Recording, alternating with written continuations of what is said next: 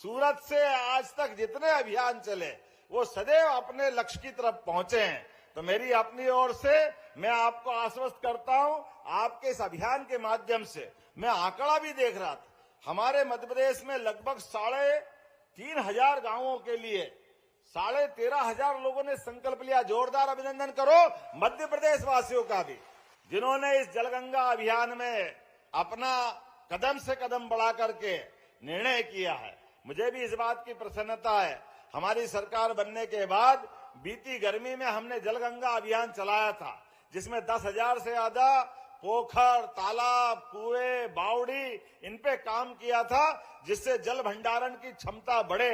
हमने उस पे काम किया है। वैसे तो मनुष्य के जीवन में हरेक का यत पिंडे तत् ब्रह्मांडे ऐसा माना गया है। तो जैसा हमारा ये ब्रह्मांड है, इस ब्रह्मांड को समझना तो अपने पिंड को समझ लो। 70% से ज्यादा तो हमारे शरीर में पानी है। इस पानी के आधार पर ही जीवन की कल्पना की गई है, इसीलिए जल है तो जीवन है ये कहा गया है।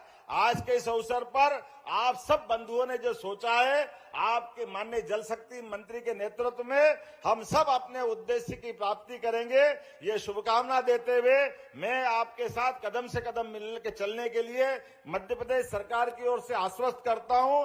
एक बार फिर आपको बताना चाहूंगा, हमारा और उत्तर प्रदेश का केन बेतवा नदी जोड़ो अभियान यशस्वी प्रधानमंत्री के नेतृत्व में और आपके जल शक्ति मंत्री के आशीर्वाद से पूरा होने वाला है। हमारे पाटिल साहब ने 20 साल से राजस्थान मध्य प्रदेश का झगड़ा चल रहा था, हमारी चंबल, पार्वती, कालीसिंध, पीकेसी योजना के लिए कोई निराकरण नहीं कर पा रहा था।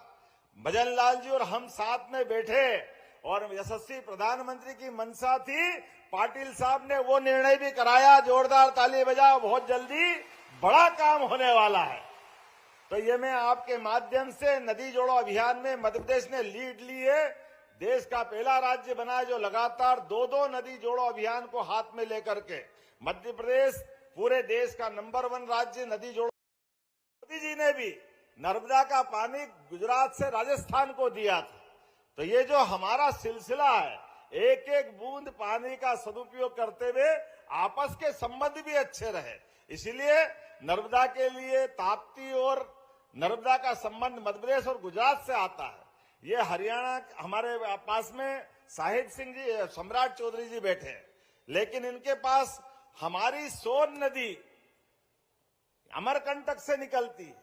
अमरकंटक वो पहाड़ी है जहां से 2 नदियां विपरीत दिशा में निकलती, एक निकलती नर्मदा जी जो सीधे आपके पास यहां आकर गुजरात में मिलती, दूसरी सोन नदी जो बिहार जाकर के गंगा जी में मिलती है। गंगा की मूल धारा को बढ़ाने का काम वही करती है।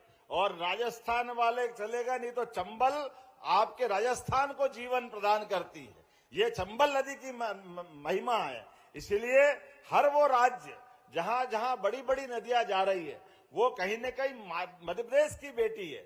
और लेकिन मुझे इस बात का आनंद है, आज जिस निमित्त हम बैठे हैं ये तो परमात्मा की लीला। हमारे बहाने से कोई नदियां नहीं बहती, हमारे इनकी धारा तय करने से वो अपना मार्ग तय नहीं करती, लेकिन हमारे कर्मों से वो मुख जरूर मोड़ सकती है।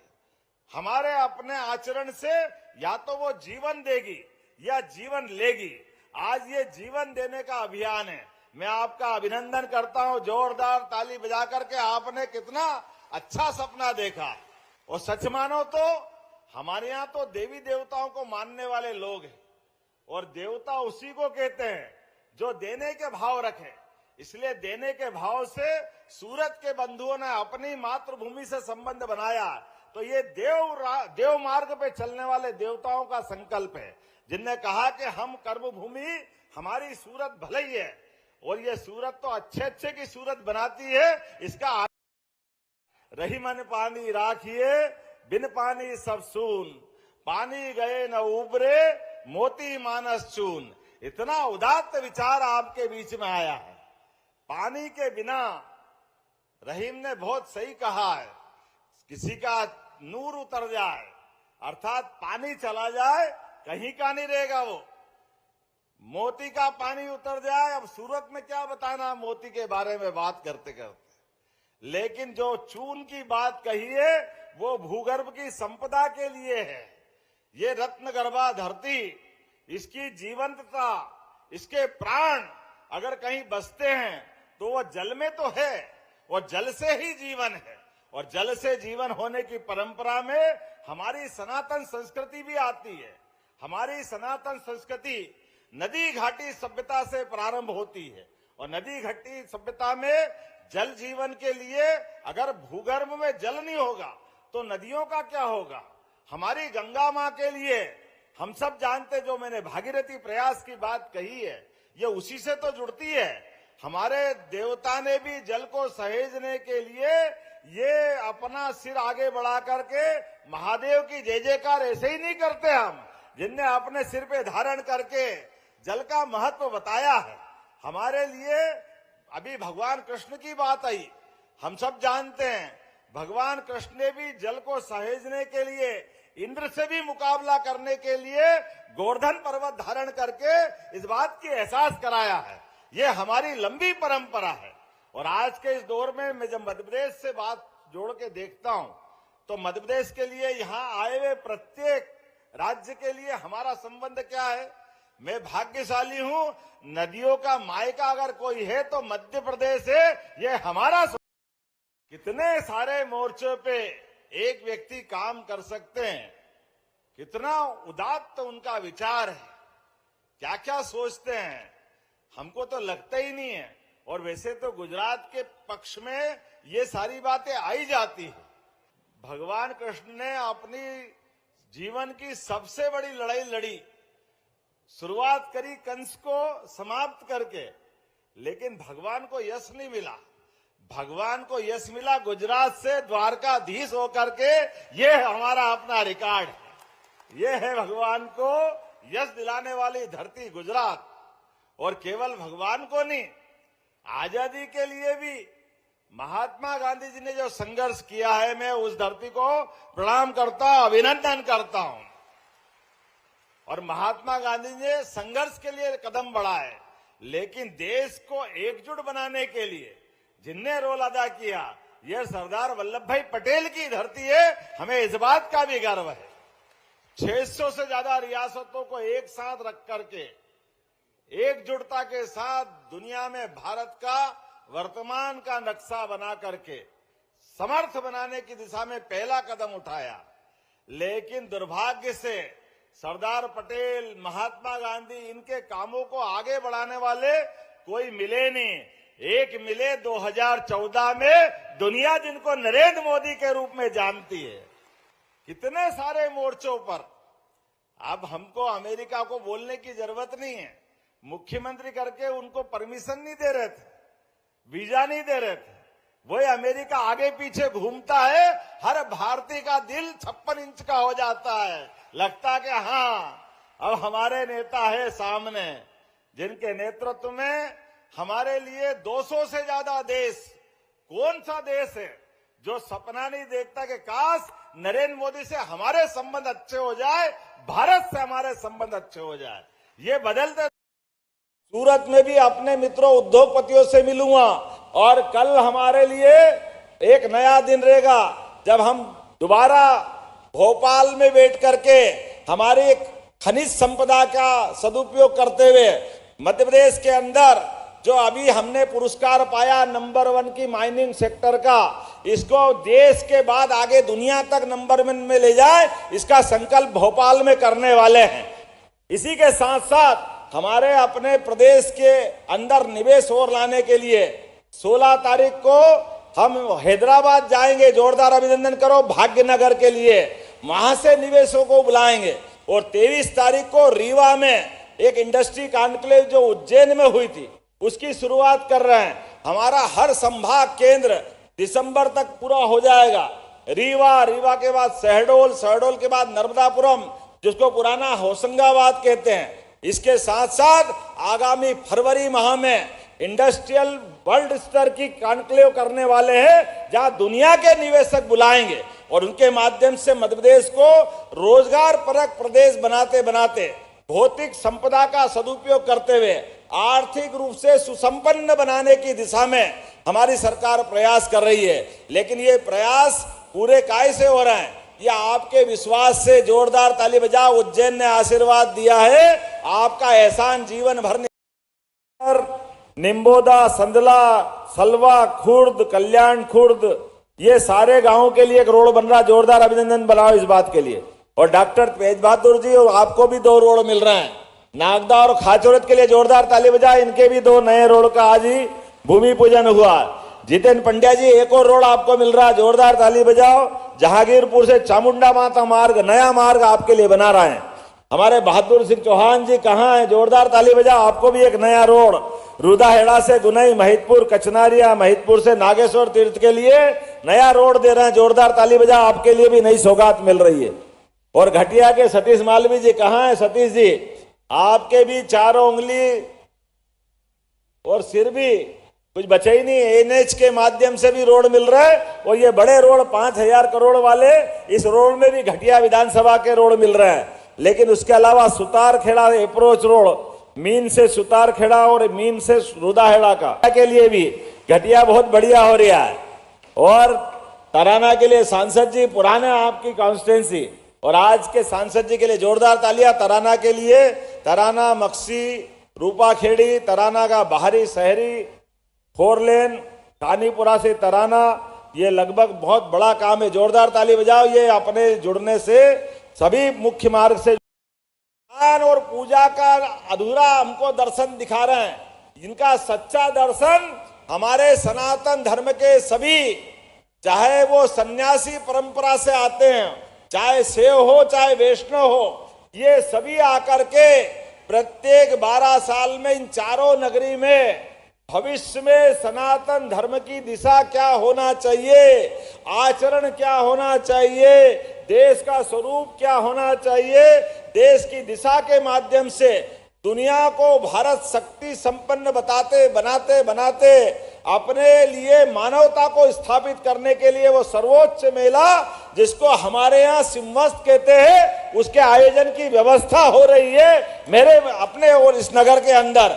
जोरदार अभिनंदन करो। हम अपने लगभग 3.5 साल का समय बचा है, लेकिन इस पूरे मेले के माध्यम से भारत दुनिया का नेतृत्व करे, इसलिए सभी साधु संत आ रहे हैं और हम पलक पावड़े बिछा करके उनकी व्यवस्था में लगे।